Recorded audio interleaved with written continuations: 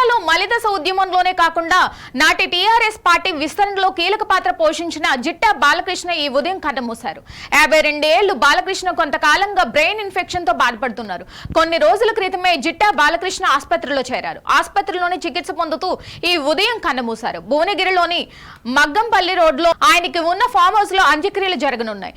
జిట్టా బాలకృష్ణ 1972లో నాటి నల్గొండ జిల్లా బొమ్మాయిపల్లి గ్రామంలో జన్మించారు. బీబీ నగర్ లో విద్యాభ్యాసం చేశారు.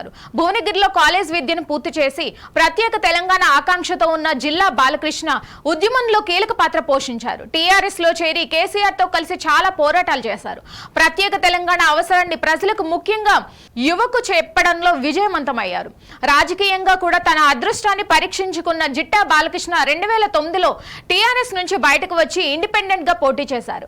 ఓటమి పాలయ్యారు. ఆ ఎన్నికల తర్వాత అప్పటి సీఎం రాజశేఖర రెడ్డి ఆధ్వర్యంలో కాంగ్రెస్ కండువా కప్పుకుని మొదటి నుంచే రాజశేఖర రెడ్డిపై ప్రత్యేక అభిమానం ఉండడంతో వైసీపీలో కూడా పనిచేశారు. ఉద్యమాల వీరుడా పొద్దుగాల సూర్యుడో వెలుగు పంచుడేనా ఎప్పుడు వెలుగులోకి రా.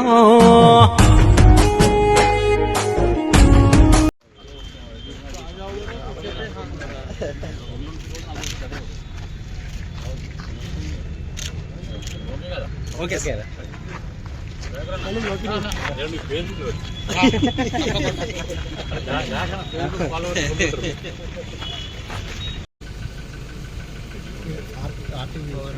ఆరే కదా ఆర్టీవీ పేరు